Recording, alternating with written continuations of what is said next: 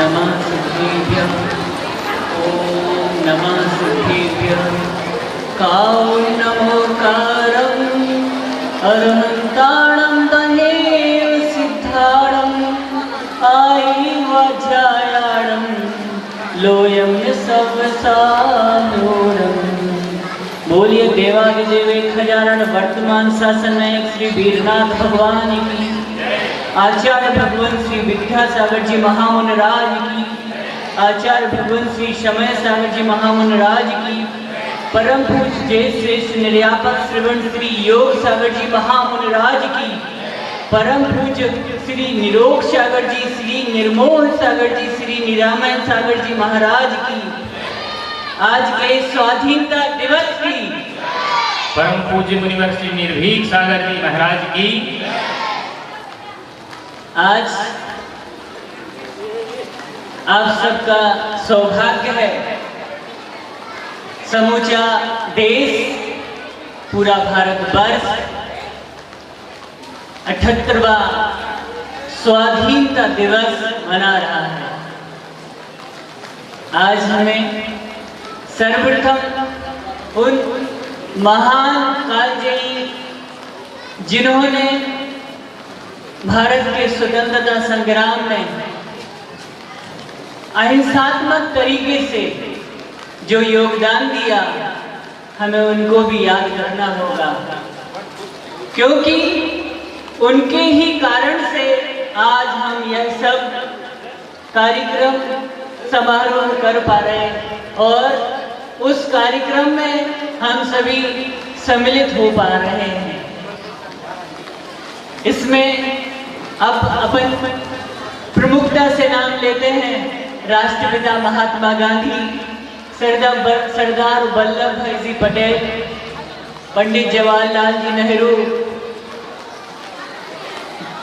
जाकिर हुसैन साहब, अनेक ऐसे महान नेता हुए जिन्होंने अपना आमूल चूल योगदान देकर अपना सर्वस्व निछावर कर दिया भारत के स्वतंत्रता संग्राम में। आज सर्वप्रथम गुरु महाराज जब बोला करते थे 15 अगस्त और 26 जनवरी पर विशेष कार्यक्रम के दौरान, तो जो बॉर्डर पर सैनिक हुआ करते हैं उनको आशीर्वाद भेजा करते थे कि मेरा सर्वप्रथम उनको आशीर्वाद पहुंचे जो ना रात देख रहे, ना चैन, ना होली, ना दशहरा, दिवाली, हर समय देश की सुरक्षा के लिए जो योगदान दे रहे हैं, रात दिन एक किए हुए हैं, उनको मेरा सर्वप्रथम आशीर्वाद पहुंचे।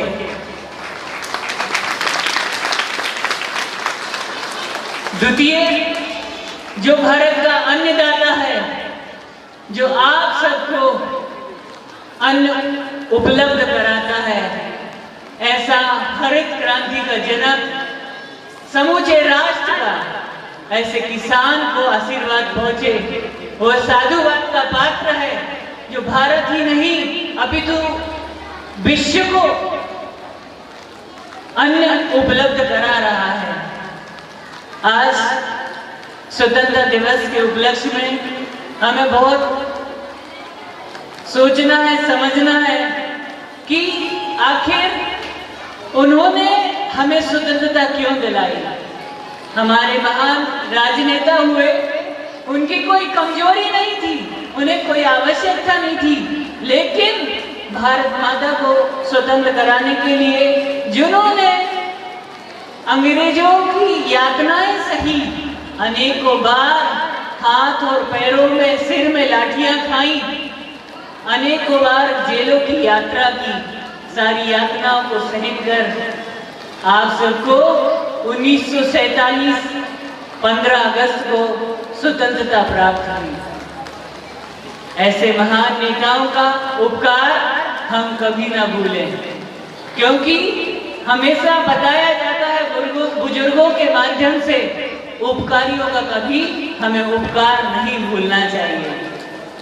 द्वितीय बात हम आपसे कहना चाहते हैं वसुधैव कुटुंबकम की भावना को लेकर कि भारतीयों के समक्ष एक सब बड़ी चुनौती जो आ रही है उस पर विचार विमर्श करना होगा।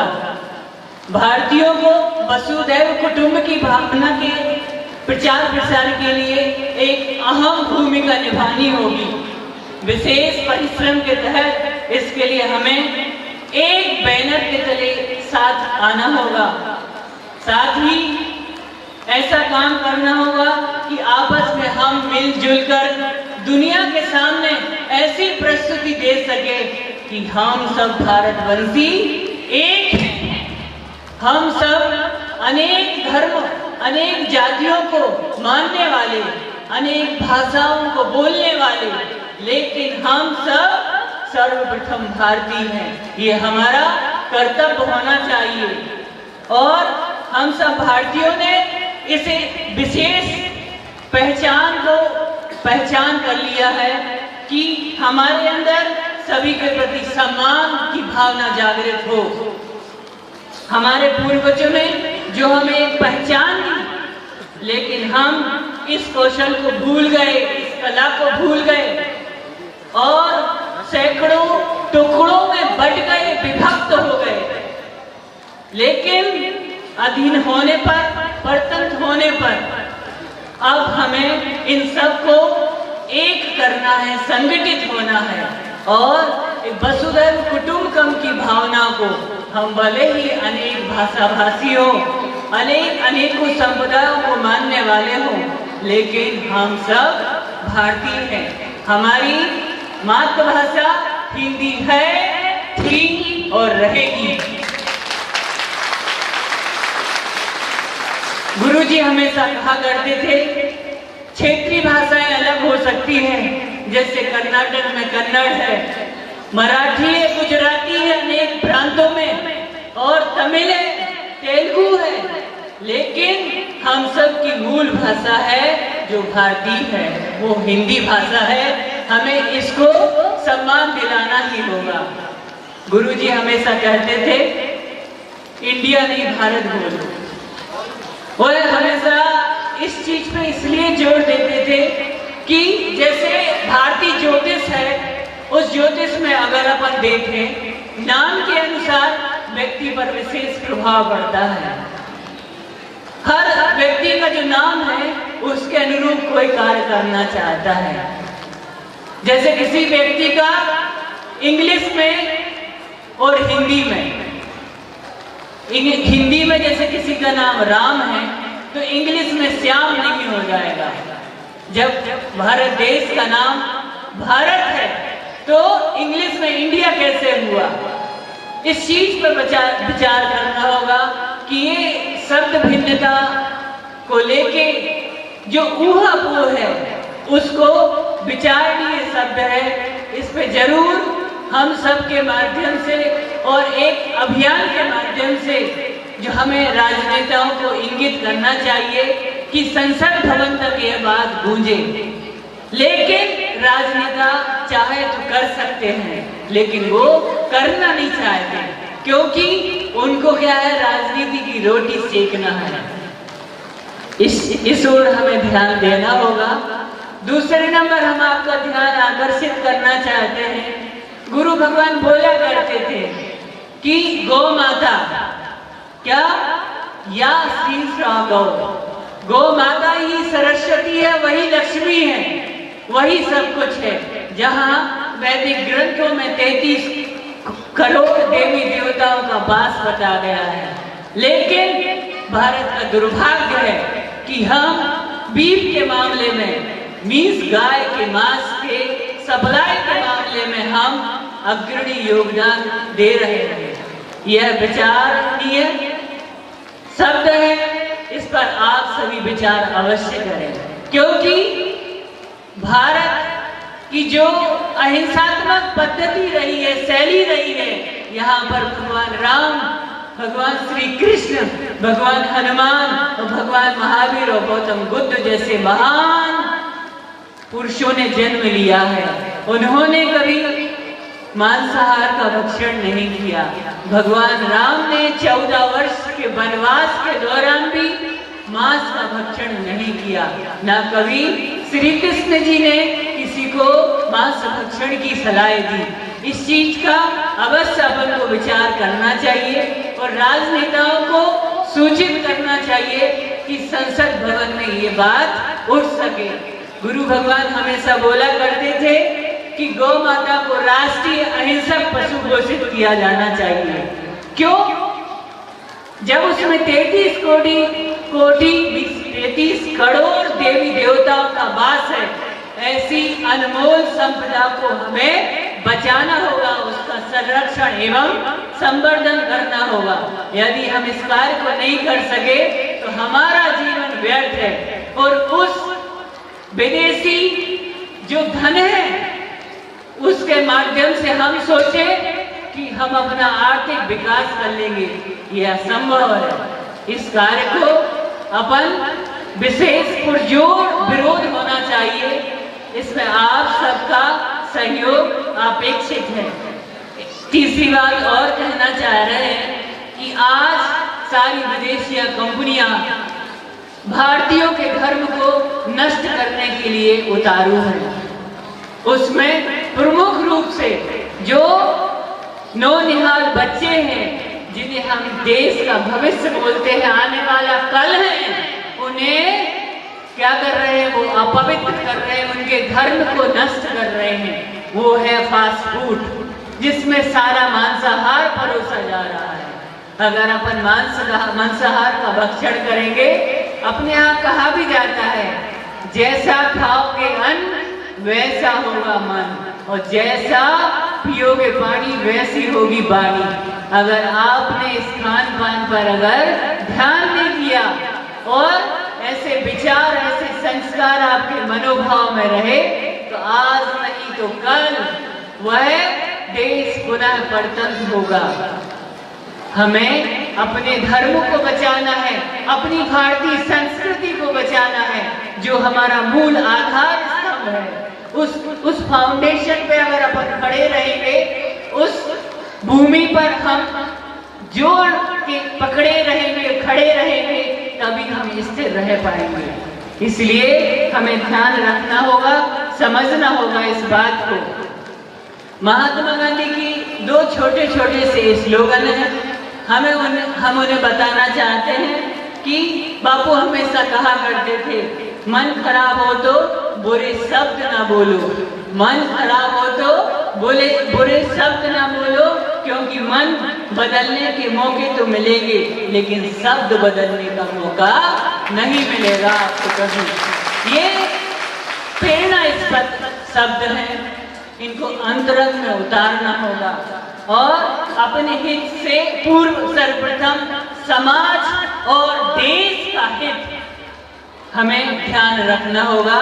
यह हमारे सच्चे नागरिक का धर्म भी है और कर्तव्य है। अगर हमने भारत की स्वतंत्रता के लिए, सुरक्षा के लिए अपना योगदान नहीं दिया तो हमारा यह मानव जीवन व्यर्थ है।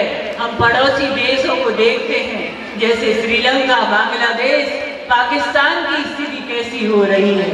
अगर समूचा राष्ट्र और समूचे राष्ट्र के नागरिक अपने देश की रक्षा के भाव रखेंगे, उनके प्रति समर्पण के भाव रखेंगे, उनके प्रति सहानुभूति के भाव रखेंगे, वसुधैव कुटुंबकम की भावना रखेंगे, हम चाहे किसी भाषा भाषी हो, कोई भी भाषा के भाषी हो, हम अनेक धर्म जातियों को मानने वाले जब एक रहेंगे, संगठित रहेंगे, तो वह दिन कभी नहीं आएगा परतंत्रता का।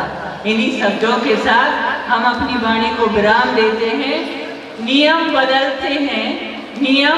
बदलते हैं और बदल सकते हैं और बनते हैं, इसलिए हम बने रह सकते हैं। होता यह है कि हम टूट जाते हैं और नियम बने रहते हैं।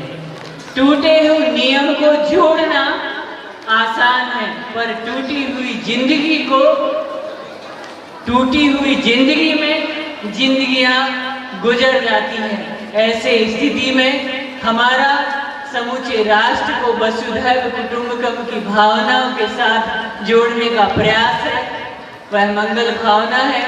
सभी को भारत भारतीय स्वतंत्रता संग्राम सेनानियों ने जो योगदान दिया है हमें उसको सुरक्षित रखना है। और एक बार पुनः स्वाधीनता दिवस की आप सबको ढेर सारी शुभकामनाएं। ओम शांति। परम पूज्य महाराज जी का सत्संग बंधन अनंत भाव तक उनका यह आभार कि उन्होंने ज्ञान की उस ज्योति को प्रकाशित करने का आज प्रयास किया। जो छोटे छोटे नन्हे से बच्चे हैं ये कल हमारे देश का भविष्य बनेंगे। इनके मन में अगर यह भावना पहुंचेगी तो निश्चित हमारा देश दैदीप्यमान होगा, हमारा धर्म आगे बढ़ेगा और हमारी संस्कृति संरक्षित होगी।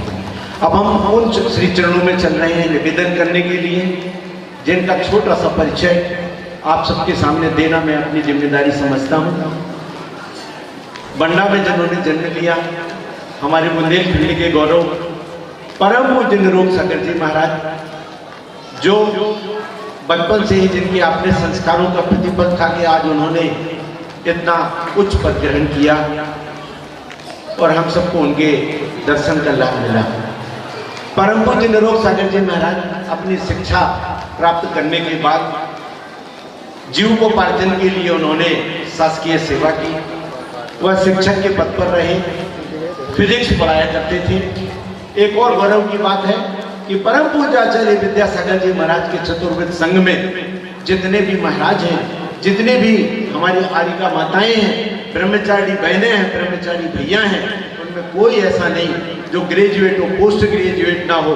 पीएचडी है, डॉक्टर हैं, इंजीनियर हैं, जज हैं, वकील हैं और उन्होंने अपने आत्म कल्याण के साथ धर्म को उत्थान करने के लिए अपने जीवन को धर्म के लिए समर्पित करके और धर्म को आगे बढ़ाया है। हम उन सबके सामने नतमस्तक हो जाते हैं। होना भी चाहिए और नहीं होंगे तो यह हमारा उपेक्षा का भाव होगा।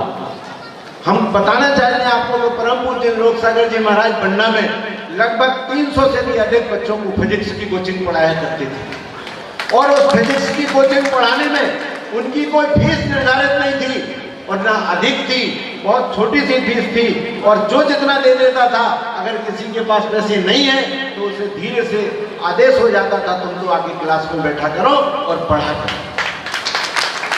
पर उनके मन में वैराग्य का भाव था और वह वैराग्य का भाव निरंतर परिलक्षित हो रहा था।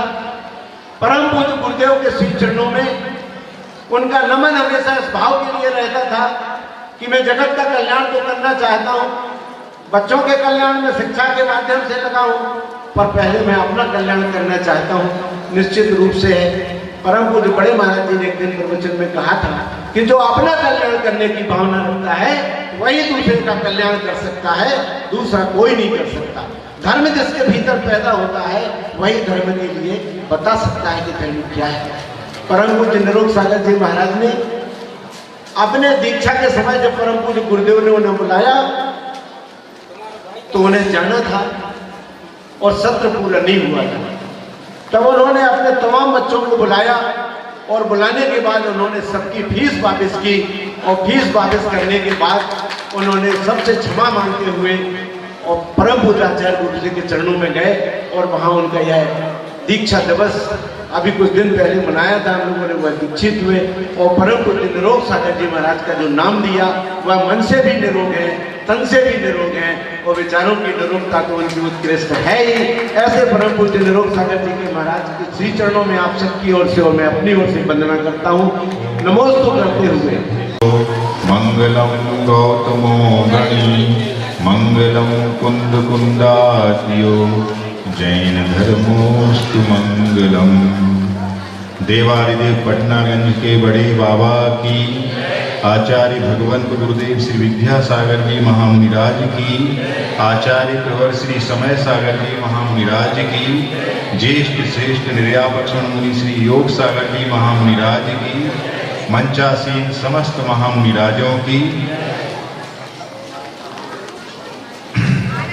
ब्रह्म पूज्य मुनि श्री निरोग सागर महाराज की जय, समस्त मुनि संघ की जय।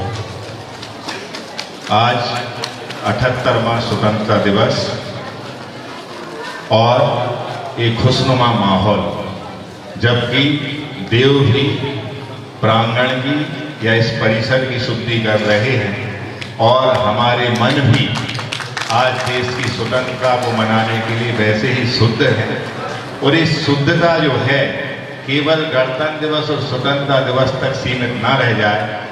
इस स्वतंत्रता के दिन हम हर पल महसूस करें, हम प्रणाम करें उन शहीदों को, उन सैनिकों को और उन स्वतंत्रता संग्राम सेनानियों को कि जिन्होंने अपनी आन बान शान की रक्षा के लिए प्राण भी न्यौछावर कर दिए। आज हम इतनी शांति से, इतने सुकून से यहाँ बैठ पा रहे हैं, तो इसमें उन बॉर्डर पे खड़े हुए सैनिक जो कि चाहे बीएसएफ के हों, चाहे इंडियन आर्मी के हों, चाहे नेवी के हों, वो जो हैं कि जो -40 डिग्री में भी खड़े हुए हैं, तब जाके हम यहाँ पर शांति से अपना धर्म ध्यान कर पा रहे हैं, शांति से अपना जीवन यापन कर पा रहे हैं। और हमारे महापुरुष जितने भी हुए हैं, जितने भी संत हैं आज भी धरती पर, उन सब का उद्बोधन यही रहता है समाज के लिए, देश के लिए, कि आप कम से कम 4 संतानें अपने घर में उत्पन्न करें, पैदा करें और उसमें से एक संतान को देश के लिए न्यौछावर करें, सेना में भर्ती कराएं, पुलिस में भर्ती कराएं और चाहे बॉर्डर सिक्योरिटी फोर्स में भर्ती कराएं। लेकिन वर्तमान युग काफ़ी बदल चुका है। अब बच्चा एक भी नहीं अच्छा, ये वाला स्लोगन आ गया है। इसके पहले बच्चा एक ही अच्छा चलता था। तो इस ओर हमें जागृत होना पड़ेगा। क्यों? अभी तक तो हम केवल विदेशियों के चंगुल में थे, जिनको आप फिरंगी बोलते, अंग्रेज बोलते हैं। लेकिन वर्तमान में जो सबसे ज़्यादा गुलामी अगर आ गई है इंसान के ऊपर पे, तो वो अपनी इंद्रियों की गुलामी आ गई है। आज हर बच्चा से लेके बुजुर्ग तक मोबाइल पर और आधुनिकता के भूत पर सवार, या उसको आधुनिकता के भूत ने जकड़ लिया। आज हम अपनी दिनचर्या को देखें तो पता नहीं चलता है कि हमने कितना समय वेस्टेज कर दिया इन आधुनिक साधनों में। आज हमारे पास 1 मिनट भी नहीं है जब हम अपने आप के बारे में सोच पाएं, फिर देश, राष्ट्र और समाज के बारे में सोचने की बात तो बहुत दूर रही। आज हमें इन साधनों ने इतना जकड़ लिया है कि हम घर में एक साथ रहते हुए भी एक दूसरे के साथ नहीं हैं, एक दूसरे के विचारों से अवगत नहीं हैं, ना एक दूसरे की परेशानी को समझ पा रहे हैं। तो हम नहीं मानते हैं कि हम स्वतंत्र हो गए हैं। और यदि ये चर्या और ये चर्चा चलती रही तो वो दिन दूर नहीं है जब हम पुनः गुलाम हो जाएंगे। क्यों? आज भारत को व्यापार के नाम पर मल्टीनेशनल कंपनियों ने पूरा अपना साम्राज्य जमा लिया है। आज हर बच्चा बच्ची मोबाइल पे ऑनलाइन खरीदी कर रहा है और उसमें प्राय 80% चीजें मेड इन चाइना की आ रही हैं। तो चाइना के बारे में जैसा कि आप जब आई थी चाइना कंपनी या उसका मटेरियल, तो क्या कहा जाता था कि चले तो चांद तक, अन्यथा शाम तक। और अपन फिर भी उन विदेशी आइटमों पे विश्वास कर रहे हैं। और हमारे गांधी जी जैसा कहा करते थे कि देश की शिक्षा केवल अर्थोपार्जन की शिक्षा ना हो, बल्कि व्यक्ति को, बच्चों को स्वावलंबी बनाने की शिक्षा हो। गांधी जी जिस बुनियादी शिक्षा को महत्व देते थे, उस पे उस विद्यार्थी की पूरी नींव यानी बुनियाद खड़ी हुआ करती थी।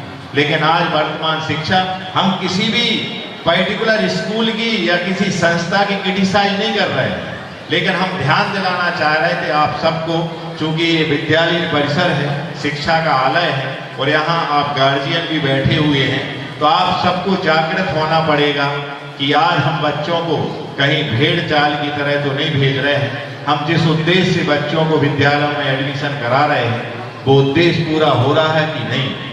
आज सब कुछ सीख रहे बच्चे, आज बच्चों को दुनिया का ज्ञान है, आज बच्चे सुपर कंप्यूटर से ज्यादा माइंडेड है, लेकिन उनके संस्कार कहाँ जा रहे हैं, इस ओर आपने ध्यान दिया। आज हर बच्चे का, हर गार्जियन का एक लक्ष्य हो गया है कि हमारे बच्चों को नौकरी मिलना चाहिए। आज हमारा बच्चा गवर्नमेंट एम्प्लॉय होना चाहिए। किसी ने इस ओर ध्यान दिया, सरकार क्या, ब्रह्मा विष्णु और महेश भी उतारा है, तो हर किसी को नौकरी उपलब्ध नहीं करा सकते। तो अपन क्यों किसी के नौकर बनने की या बच्चे को नौकर बनाने की सोच रहे हैं? हम उस शिक्षा की ओर ध्यान दें कि जब बच्चे सेल्फ डिपेंड हो पाएं, कि विद्यालय से निकलने की बात तो दूर है, पास आउट होने की तो बात दूर है, विद्यालयी शिक्षण के दौरान भी बच्चे हथकरघा, शिल्प और जितने भी अपने पैतृक धंधे हैं इनमें इतने दक्ष हो जाएं कि उनको इस बात का इंतजार ना रहे कि अब हमारी पढ़ाई पूरी हो गई, अब हम कहाँ नौकरी के लिए आवेदन करें। आज ये सबसे बड़ी विडंबना है। आज बच्चों पर जितना बोझ नहीं है पढ़ाई का, उससे ज्यादा बोझ बच्चों पर गार्जियन के वो प्रेशर का है। हर गार्जियन उनसे कोई ना कोई आशा लगा के बैठा है और बच्चों से यही कहना चाहेंगे कि आप बिल्कुल फ्री रहो, मुक्त रहो इस चीज से कि यदि प्रभु ने हमारे लिए इतना अच्छा शरीर दिया है, इतना अच्छा मन और बुद्धि दी है, तो हम कभी भूखों नहीं मर सकते। हम खुद पलेंगे अपने आप से और चार को और पाल लेंगे। इस चिंता से मुक्त होकर शिक्षा ग्रहण करें और जितने भी शिक्षक वर्ग हैं यहाँ पर वो भी इस चीज को लेके बेखौफ रहें। कोई खौफ करने की बात नहीं है कि हमारा आगे क्या होगा, इस विद्यालय में पढ़ा के तो हमें 5,000 ही मिलते हैं, हमारा घर का खर्चा कैसे चलेगा। मैं अपने खुद के जीवन की बात बताता हूँ। जब तक अपन लक्ष्मी के पीछे भागते हैं, लक्ष्मी हमसे दूर जाती है और जिस दिन हम लक्ष्मी से मुंह मोड़ लेते हैं वो केवल माँ सरस्वती की आराधना में लग जाते हैं, लक्ष्मी आपके पीछे लग जाती है। तो आप सभी शिक्षक अपनी पूरी दक्षता से, पूरी ईमानदारी से बच्चों को पढ़ाइए। वो दिन दूर नहीं है जब लक्ष्मी आपके घरों में लबालब भरी होगी। और बस हर कोई अपना कर्तव्य ना भूले और हम सबका कर्तव्य, जैसा कि आचार्य महाराज विद्यासागर मुनिराज कहते थे कि पक्ष और विपक्ष से रहित हमें निष्पक्ष होकर के राष्ट्रीय पक्ष को सर्वप्रथम रखना चाहिए। हमें अपने सामाजिक, जातिगत, पंथवाद के भेदों से उठकर के राष्ट्र को सर्वोपरि मानना चाहिए और राष्ट्र के लिए जितना बन सकता है उतना हमारा न्यौछावर होना चाहिए। आप लोग प्रार्थना में भी पढ़ते हैं कि हम ना सोचें हमें क्या मिला है, हमें सोचें किया क्या है अर्पण। हम अपने देश के प्रति, राष्ट्र के प्रति, समाज के प्रति और एक मानव जाति के प्रति यदि समर्पित रहते हैं तो वो सर आइजैक न्यूटन का नियम भी झुटलाया जा सकता है। सर आइजैक न्यूटन ने जो 3 नियम दिए थे गति के, उसमें तीसरा नियम क्या था? प्रत्येक क्रिया के बराबर और विपरीत प्रतिक्रिया होती है। तो गांधी जी ने सिद्ध करके बता दिया था। गांधी जी ने में केवल 2 सिद्धांत अपनाए थे जैनिज्म के। कौन से? सत्य और अहिंसा। बल्कि जैनिज्म मूलतः टिका हुआ है 5 सिद्धांतों पे। सबसे सर्वोपरि है अहिंसा, सत्य, अचौर्य, ब्रह्मचर्य और अपरिग्रहवाद। इनमें से 2 को अपनाया गांधी जी ने और उनने सर आइजैक न्यूटन के 3rd लॉ को फेल कर दिया। वो कौन सा नियम? कि प्रत्येक क्रिया के बराबर और विपरीत प्रतिक्रिया होती है। जब अंग्रेज उन पर आक्रमण करते थे, एक गाल पे थप्पड़ लगाते थे तो वो हाथ नहीं उठाते थे, वो दूसरा गाल सामने कर देते थे। सोचो आप, उन गांधी जी ने जिनके पास केवल बौद्धिक बल था, शारीरिक बल नहीं था, फिर भी उनने देश को आजाद कराया। और आज हम आजाद देश में भी गुलाम होने जा रहे हैं। आज हम उन भाषा का चंगुल में फंस के अंग्रेजी शिक्षा को सर्वप्रथम महत्व देके अपनी मातृभाषा को भूलते जा रहे हैं। अपनी क्षेत्रीय भाषा को हम गुलाम करने जा रहे हैं और इस आंग्ल भाषा को बोलने में अपनी शान समझते हैं। भाषा का ज्ञान कोई बुरी बात नहीं है। आचार्य विद्यासागर महाराज खुद कम से कम 6 से 7 भाषाओं के भाषाविद थे, लेकिन उन्होंने हमेशा महत्व किसको दिया? अपनी मातृभाषा को, अपनी क्षेत्रीय भाषा को। तो आज इस स्वतंत्रता दिवस पर, चूंकि अभी अपन को पूज्य ज्येष्ठ महाराज को भी सुनना है और जो कि आचार्य भगवंत के जस्ट बाद के ब्रदर हैं, उनके सगे भाई हैं आचार्य विद्यासागर महाराज के, और उनने जो सिद्धांत अपनाए थे उनका अक्षरशः पालन खुद कर रहे हैं और हम सबको भी करा रहे हैं। ऐसे महाराज हैं जिनका नाम ही योग सागर है, जो योग साधना करते रहते हैं। और योग का मतलब आचार्य भगवंतों ने बताया है कि काय वांग मनः कर्म योगा, मन वचन काय की क्रिया ही योग है। और जिन्होंने अपने मन को, वचन को और काय यानी शरीर को संभाल लिया, वही सच्चा योगी है। तो इसको अक्षरशः आत्मसात करने वाले महाराज आपके प्रांगण में आए हैं। ये कम सौभाग्य नहीं समझो। क्यों? संत जो हुआ करते हैं ये किसी जाति के नहीं होते, किसी पंथ के नहीं होते। हम समूची मानव जाति और एक जीव जाति के हुआ करते हैं, जन जन के हुआ करते हैं। और हम सबका कल्याण हो, ऐसी भावनाओं के साथ ही हम लोग अपनी साधना करते हैं और सर्वोपरि देश को, समाज को और एक जीव मात्र को रखते हैं। उसके बाद हम अपने आप को, शरीर को ध्यान रखते हैं। तो ऐसे ही संत आपके प्रांगण में आए हैं। तो आज सब इस बात को लेकर संकल्पित हों कि हमारी जाति, पंथ और अपने आप के शरीर से भी ऊपर देश है। देश रहेगा तो हम रहेंगे और देश नहीं तो कुछ भी नहीं। पहले हमारा यह आर्यावर्त, यह भारत देश, यहाँ चाइना तक, यहाँ कंधार अफगानिस्तान तक और ये पाकिस्तान और ये सब, चाहे बांग्लादेश हो, चाहे बर्मा हो, चाहे म्यांमार हो, ये सब भारत वंश के ही अंश थे, भारत के खंड थे। आज खंडित कर दिया कुछ देशद्रोही नेताओं ने। हमें इन सब से ऊपर उठना है। क्यों?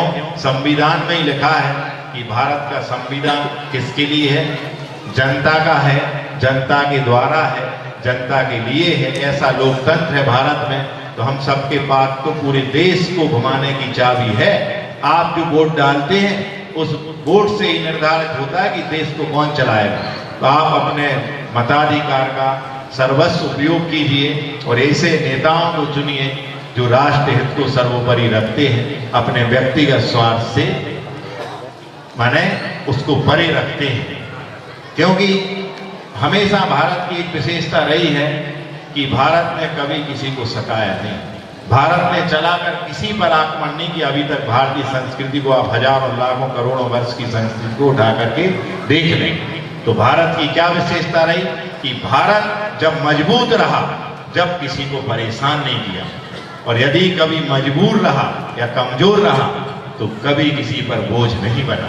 ऐसे भारत देश के हम सब निवासी हैं। हम सब स्वावलंबी बने, हम सब अपनी इंद्रियों के गुलाम ना बनकर उनसे स्वतंत्र होकर और इस मोह की यात्रा से मोक्ष की यात्रा पर चल सकें। इन्हीं भावनाओं के साथ आचार्य भगवंत गुरुदेव श्री विद्यासागर जी महामुनिराज की, ज्येष्ठ से निर्यापक स्वर्ण मुनि श्री योग सागर जी महामुनिराज की, आप सबकी तरफ से मैं बड़े महाराज जी से निवेदन करता हूँ कि आप भी इस सभा को उद्बोधन देने की विनती के बाद समय हो रहा। नमः सिद्धेभ्यः,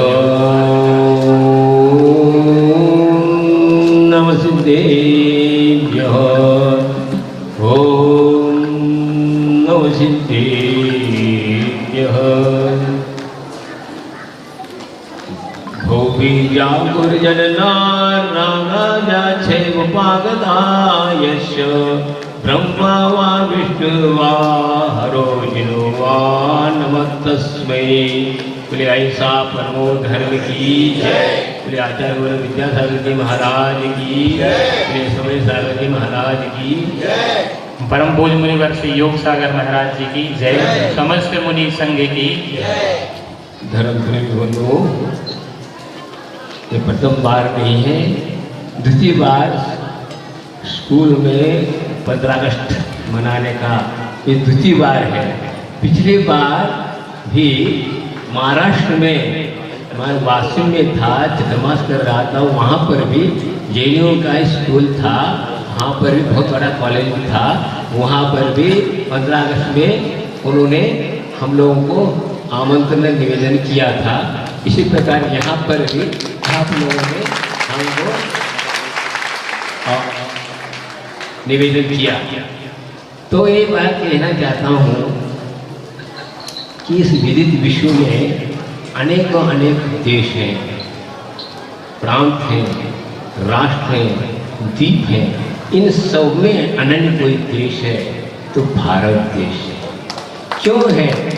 अब ये नहीं कि हम भारत में पैदा हुए इसलिए भारत की हम गुणानुवाद कर रहे हैं। गुणों की प्रशंसा हुआ करती है और आलोचना दोषी की हुआ करती है। देखिए हम लोग यहाँ पर है, भारतवासी कहलाते हैं। देखिए यहाँ पर जो भी है, अन्य जितने भी देश हैं वे क्या हैं? भौतिकवादी हैं। और यह देश जो है अध्यात्मवादी है। यह अध्यात्म की ओर, चेतना की ओर और आत्मा की ओर दृष्टिपात कराता है। अन्य जितने भी देश हैं वे सब क्या? भौतिकता, हाँ, जो भी भौतिक भोगों की ओर दृष्टिपात करता है। जो कि भारतवासी जो इतने भी हुए, आज इस धरती पर अनेक बड़े बड़े तीर्थंकर महापुरुष हुए, वे उन्होंने अध्यात्म की ओर दृष्टिपात कराया। लेकिन इसी बात को लेकर अन्यों ने भी आज इसी संस्कृति को जागृत बनाने का मूल कारण जो अध्यात्मवादी वही होता है जो अहिंसा का पुजारी होता है। क्योंकि यह देश जो भी स्वतंत्रता को प्राप्त कराया तो किसके बल पर? अहिंसा सत्य पर। देखिए जो कि आक्रमण क्यों हुआ, यहाँ पर कमी क्या रही? बात यह है, इतना सुंदर देश है, सब कुछ है अध्यात्म होते हुए, पर जो कि अंग्रेजों ने इस पर कम से कम 200-250 वर्ष क्या किया? राज किया, अपने हफ्ते में लिया। लेकिन हम लोग तो जागरूक करने नहीं, लेकिन हम अपनी संस्कृति को दृष्टिपात नहीं कर पाए, इसलिए ऐसा हुआ। संस्कृति क्या है ये हम नहीं जानते, समझे? तो ये समझना जरूरी है। हमने पढ़ा था संस्कृति किसे कहते हैं। साथ साथ दो बातें और भी है। मैं छिंदवाड़ा में था, वहाँ एक प्रोफेसर ने बताया कि आज मैंने टीवी खोला तो एक बात समझ में आई, संस्कृति किसे कहते हैं। हम बात तो कह रहे संस्कृति ऐसे, संस्कृति क्या है? क्या बोला, क्या चिड़िया क्या है नाम है? बात यह है कि 3 बातें इसमें, विकृति, संस्कृति और संस्कृति। क्या विकृति किसे कहते हैं? पेट भरने के बाद भी खाता है, भोजन करता है, वह विकृत है। संस्कृति किसे कहते हैं? भूख लगने पर जो खाता है वह संस्कृति है। और संस्कृति किसे कहते हैं? भूख लगने पर भी दूसरों को खिला कर बाद में खाता है, वह है संस्कृति। यह एक देश की या धर्म की क्या है? निशानी है। संस्कृति यहीं की है, बाकी अन्य देश में नहीं है। केवल आज वे शाकाहार को अपना भी रहे हैं, संस्कृति मानी जाएगी। क्यों? परवश हो करके कि अनेक प्रकार के रोग हो रहे, बचने के वास्ते दया, करुणा और वात्सल्य की अपेक्षा से न करके नहीं छूट नहीं रहे हैं। भी तो केवल स्वार्थ को लेकर अपने शरीर को बचाने के वास्ते किया जा रहा है, न कि वे धर्म को मान रहे हैं कि वे तो वही लगे हैं भौतिकवाद के चक्र में। लेकिन उनके चक्र में हम भी आ रहे हैं, हम अपनी संस्कृति को भूलते जा रहे हैं। ये बहुत बड़ी कमी कहलाएगी। इसी प्रकार आज मैं आप लोगों को शिक्षा संबंधित बात कहना चाह रहा हूँ। शिक्षा किसे कहते हैं? गुरु महाराज बहुत इस विषय में डिटेल से कई बार उन्होंने प्रवचन किया, उसी में से कुछ बिंदु आपके सामने रख रहा हूँ, समझे? शिक्षा किसे कहते हैं? हम तो बहुत पढ़े लिखे हैं, सब कुछ है, लेकिन शिक्षा की परिभाषा नहीं समझ रहे। इसलिए हम इतने पढ़े लिखे होकर भी हम क्या कर रहे हैं? रोटी के पीछे पड़े हैं।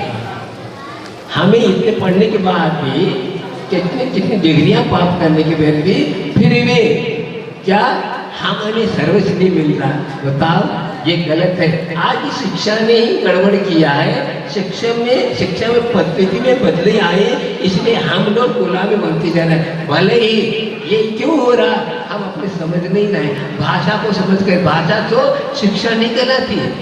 आचार्य ने बहुत सुंदर बात की, क्या हित के सृजन और अहित का सृजन का नाम है शिक्षा। देखो अहित क्या है और हित क्या समझ नहीं रहे हम। तो जिसके द्वारा हमारा जीवन बनता है, जीवन के लिए क्या है? शिक्षा है, जीविका के लिए नहीं। बात क्या है? शिक्षण जो है हमारे निर्माण करना है, निर्वाह नहीं करना। ये शिक्षण किसके लिए हम निर्वाह कर रहे हैं? किसके पीछे? पेट के पीछे नहीं। आत्मा की ओर दृष्टिपात करो, भौतिकता के चक्कर मत करो। आप अपने पास इतनी ताकत है, सब कुछ कर सकते हो, लेकिन हम भूल रहे हैं शिक्षा के भाव को। शाब्दिक नहीं है, भावात्मक है। क्या भावात्मक क्या है? शिक्षण है, शब्दात्मक नहीं है। हम जो है स्टैंडर्ड मान रहे हैं, स्टैंडर्ड क्या है ये भी मालूम नहीं। शब्द का अर्थ समझ के चलते हैं तो हमारी जिंदगी बनती है, लेकिन शब्द को उपयोग तो कर रहे हैं, उसके अनुसार हमारा भाव जीवन नहीं बन रहा। स्टैंडर्ड का अर्थ होता है आदर्श जीवन, हाँ, कर्तव्य, श्रद्धावान, ये सब होता। आज कौन कर रहा है? वो स्टैंडर्ड आता है अच्छी खाना, अच्छी पीना, सब कुछ पहनना, ये नहीं है। इसीलिए तो हमारा जीवन पतित हो रहा है। आज इस चीज को देखा उन्होंने, और एक लाड़ मेकारी हुआ जो कि उन्होंने भाषण दिया, और वहाँ यहाँ अगर देश में इस देश की उन्नति को देख करके उन्होंने अपने हाथ में किस प्रकार लिया जाए इसको देखा, और यहाँ पर 7 साल तक वो घूमता रहा और देखा यहाँ की संस्कृति, यहाँ की सभ्यता, आज एक देखकर यहाँ के शिक्षण, आज एक देख करके किया किस प्रकार इसको गुलाम बनाया जाए और हम इस पर वर्चस्व किस प्रकार किया जाए देखा। फिर बाद में सुना यहाँ की संस्कृति को मिटाना जरूरी है, और यहाँ के जो अध्यात्मवाद है उसको यदि हम कंट्रोल में करते हैं तो अपने आप हमारे हाथ में देश आएगा, और वैसे किया उन्होंने। और आज का भजन इससे हो रहा है, लेकिन ऐसा करके उन्हें इस प्रकार उनने अपनी शिक्षा को दिया। आज आप लोग अंग्रेजी भाषा को ही सब कुछ मान के चल रहे हैं, और जो अंग्रेजी आती है तो बहुत हम क्या समझते हैं बहुत बड़े ऊंचे पदवीधारी, ये समझने गलत है। शब्द सो ज्ञान नहीं, ज्ञान सो बोध नहीं कहते आचार्य महाराज। सोच की ओर दृष्टिपात करो, अपने आप को समझो, ये शब्दों में मन मुलझो। इसीलिए आप इस प्रकार हो रहा है। आप इतने पढ़े लिखे हो करके भी आप अपने जीवन को नहीं समझ पा रहे, तो आप अपने को सही सही शिक्षा का समझने, धन के पीछे मत पड़ो, धर्म के पीछे चलो। धर्म हमारा क्या है क्या नहीं है ये समझो, तो हमारी संस्कृति इस प्रकार की है। आप मैं बताओ, जब मैं पढ़ता था उस वक्त समझाया गया कि किस प्रकार एक उन्होंने 3 प्रश्न का एक उत्तर दिया था। एक लड़के ने घड़ी पहन के आया, आज से क्या कब की बात कर रहा हूँ मैं, 73-74 की बात कर रहा हूँ। उस वक्त हम 8वीं पढ़ता था, उसकी बात है। उस वक्त इस प्रकार की घड़ी पहनी, कोई ज्यादा पेंसिल अच्छे पैसे वाले होते हुए पढ़ते थे। एक लड़के ने घड़ी पहना था, जो पढ़ाने वाला मास्टर में पहना था। पूछा लड़के से कितने बज रहे भाई, उसको घड़ी पता नहीं पाया, तो उसको गुस्सा आया। तो क्या है मतलब क्या पढ़ रहे हो? आज तो करते करते पता आया, ये बताओ बाएं हाथ में क्यों घड़ी पहनी जाती है, और टाई क्यों लगाया जाता है, और सूट क्यों पहना जाता है? इन तीनों का क्या प्रश्नों का उत्तर एक है। बताओ, आप लोग मालूम है? आप लोग बहुत पढ़े लिखे हो, अनेक प्रकार की डिग्री पाए हो, फिर भी इसका उत्तर नहीं पा रहे। कई लोगों से पूछा, आप लोग बहुत बड़े, मैं इतना पढ़ा नहीं हूँ। मैं तो नहीं तो पुरानी पढ़ पाए, जितने गुरु महाराज पढ़ा उतना ही नहीं पढ़ा, और गुरु महाराज पढ़ कर भी इतना उनमें बहुत बड़ा प्रभाव न किए। ऐसे उसी प्रभाव से मैं भी आया, लेकिन पढ़ने से मतलब नहीं होता, समझने की बात है। तो उन्होंने कहा तीनों का उत्तर एक है। क्या है? सेफ्टी। क्या दायां से काम किया जाता है, बायां से नहीं किया है, इसलिए घड़ी की सेफ्टी हो गई, सुरक्षा हो गई। और टाई क्यों लगाया जाता है? ठंड के कारण, ठंड से बचने के लिए टाई लगाया जाता है। यहाँ पर 45 डिग्री पेपर में टाई लगा रहा है, गलत है, वो समझ नहीं रहा क्यों लगाया जा रहा है। आज यहाँ लगाना बहुत कंपल्सरी हो गया है। रीजन क्या है इसके पीछे समझो, तुझे नकल नहीं करो, समझो। कोई भी हम काम करते हैं उसको समझ के करते हैं तो हम बुद्धिमान बनेंगे। हाँ, नकल करते हैं तो वह अकल नहीं समझता। आप पूछोगे तो क्या बताओगे? हाँ, टाई लगा करके 45 डिग्री पर है तो क्यों आज ये कंपल्सरी क्यों बनाएगा? इसके पीछे रीजन क्या बता ही नहीं, करना ये इस प्रकार का हो रहा है गलत। इसके अलावा सूट क्यों पहना जाता है? इसमें भी सेफ्टी। क्या? जब आदमी मशीन पर काम करने लगा, फंस न जाए, धोती या पैजामा, इसलिए फिट किया गया। और वह आज पोशाक हो गया, आज तो ड्रेस हो गया, अब सो जो पहनता है बहुत बड़ा विद्वान माना जाता है। ये सब चीजें तो है, गलत है। हम जो भी हम काम करते हैं उसके पीछे रहस्य है। आज हमें पूछेंगे आपने कपड़े का उतार तो हम बात नहीं बताना। इसी प्रकार आप जो भी काम करते हैं इसके पीछे क्या रहस्य पूछेंगे तो नहीं देते तो गलत हो जाएगा। आप देखा सकी करें, देखा सकी नहीं करना चाहिए। यह संस्कृति यहाँ की ऐसी है अपनी। पहले का ऐसा जमाना था, आप पीछे मत। एक आचार्य ने एक हाइको दिया, वो हाइको आप सामने रख रहा हूँ, पीछे भी देखो, पीछे लगो न बनो, पीछे रहोगे। क्या अर्थ है? पीछे भी देखो ना, इतिहास देखो, हमारा इतिहास क्या था, ये क्या था आज नहीं बताना दो। 1800 में यह भारत जो है विश्व गुरु कहलाता था, और आज क्या हो गया, क्यों हो गए? हम अपने इतिहास को भूल गए। आप इतिहास देखिए, उन्होंने लिखा है, विदेशियों ने आपके यहाँ की जो परिस्थिति जो थी वो विश्व गुरु सर्वोपरि था, आज सब देख चुके हुए। उसमें क्या क्या था? उस जमाने में 33% यहाँ से माल निर्यात होता था। आज क्या हो रहा, क्या हो गया? हाँ, ये तो सोच लो कि हम इसलिए कहते हैं हमारा पीछे भी देखो, हमारा इतिहास क्या है। पीछे लगो मतलब पीछे लोग हो गए हम। हाँ, विदेशी पीछे पढ़ रहे हैं और सब कुछ कर रहे हैं, इसलिए पीछे लोग हो गए। इसलिए क्या करें? पीछे लोगों मत और पीछे रहोगे, आप अपनी संस्कृति से बहुत दूर हो जाओगे और कभी उन्नति कर नहीं पाओगे। और अपना धर्म, अपना कर्म आप भूल जाओगे। अपना जीवन तो अध्यात्मवाद है, हम आत्मा की ओर मानना वाले। ये लोग भौतिक चक्र में आकर के हम अपनी यहाँ की स्थिति बदल गए। अब ये क्या लास्ट बोलता हूँ, 9:30 बज गए। तो एक बात और कहना चाहता हूँ, आचार्य महाराज बार बार जोर देते हैं कि गांधी जी ने स्वराज क्या कहते थे मालूम है? राज मिलेगा हिंसा से, स्वराज मिलेगा अहिंसा से। बताओ।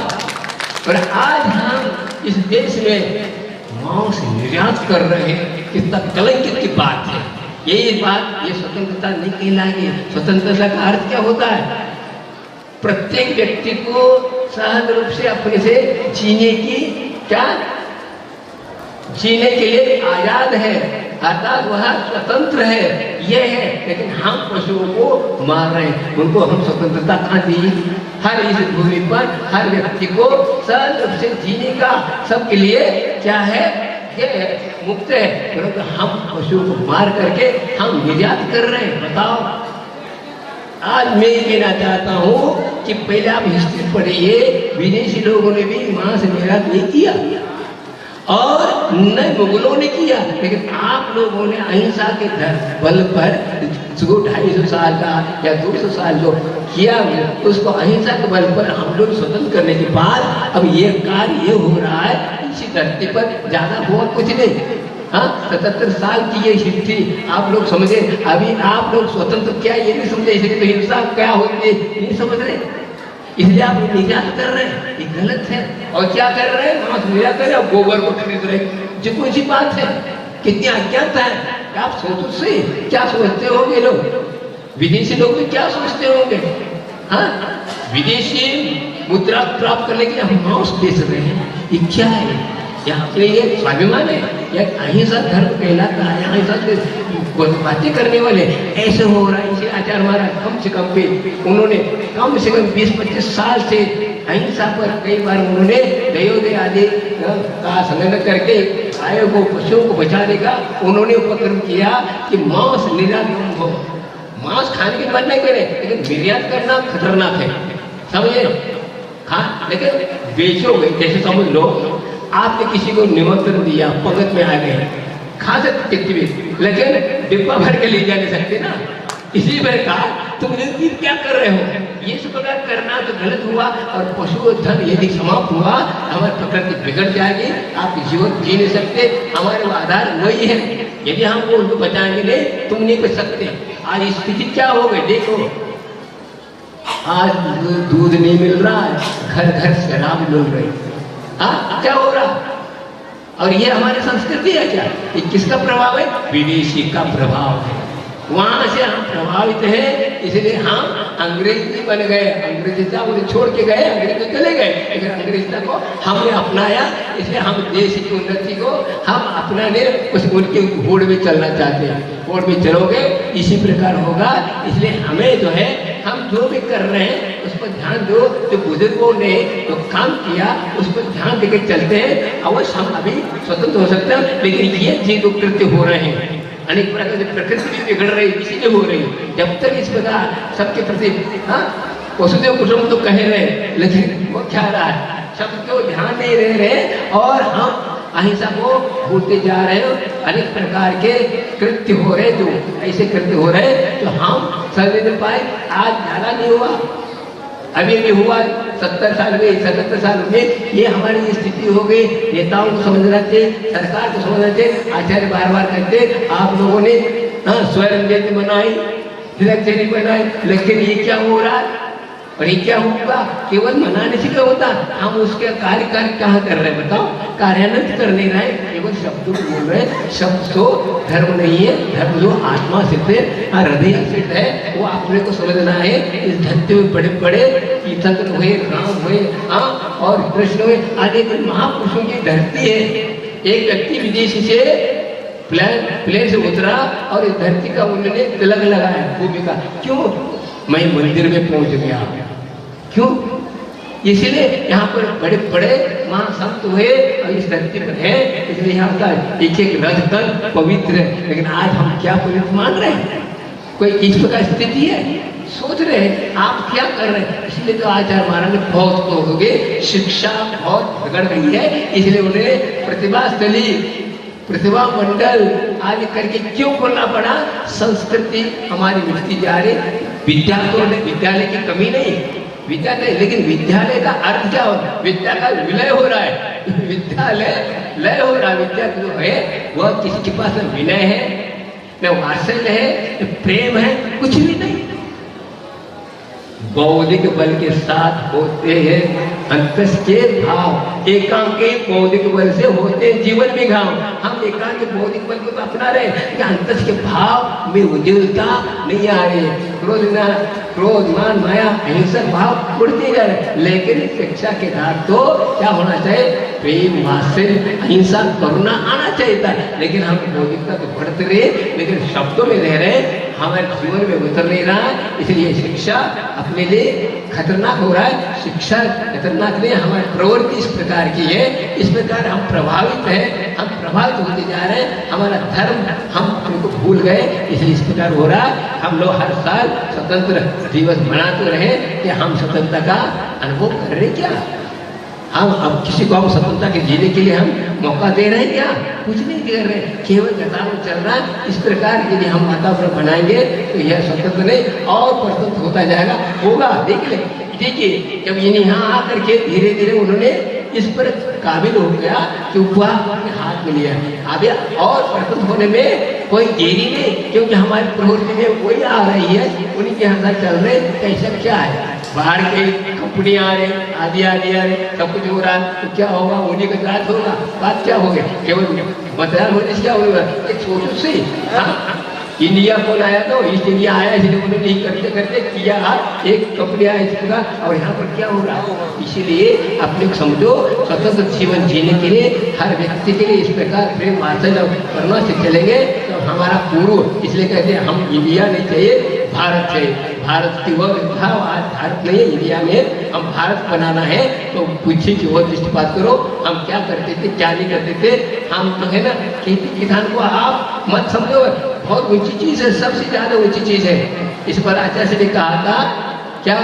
खेती बाड़ी भारत की मर्यादा, शिक्षा साड़ी है। उनकी ये क्या है? एक हाइको है। तो हमारा ये सोचो, खेती वो ऊंची, उसी के आधार पर सब जी रहे हैं। इसलिए उत्तम खेती कहा गया। पूर्वजों ने कहा उत्तम खेती मध्यम व्यापार और कनिष्ठ नौकरी, लेकिन आज कनिष्ठ होते जा रहे हैं, नीचे होते जा रहे हैं। ये स्थिति हो गई, जो कि आधार क्या है? उत्तम खेती क्यों है? देखिए आज जितने व्यक्ति हम लोग जी रहे, किसके बदौलत? कोई ऐसा कोई धान करने वाला कोई फैक्ट्री है क्या? कोई ऐसा कोई काम है जो पहला नहीं, इसे ही हम जी रहे हैं, तो इसको हम सम्मान देना चाहिए और उसे सब कर रहे हैं। देखिए इसी कारण इसीलिए माना गया कि उन्हीं के आज पशु पक्षी किस आधार से है? पक्षी पक्षी को कौन खिला रहा है? आप खिला रहे क्या? दुकानदार नहीं खिला रहा है। खिला रहा कौन? किसान। और कितना संतोषी है वो। और सब उसका जो भी धन है बाहर है, जब मिल गया घर में उमंग से बाकी तो उसका सबके लिए, इसलिए संतोष प्राणी है। संतोष लाना ले, इसलिए वही संतोष लाता इसके पास अहिंसा करुणा दया है, वही हमारा धर्म है। इसी धर्म से हमारा आगे का जीवन में उत्थान होगा। इसलिए हम उन गुणों को हम अपने जीवन में लाने की चेष्टा करेंगे।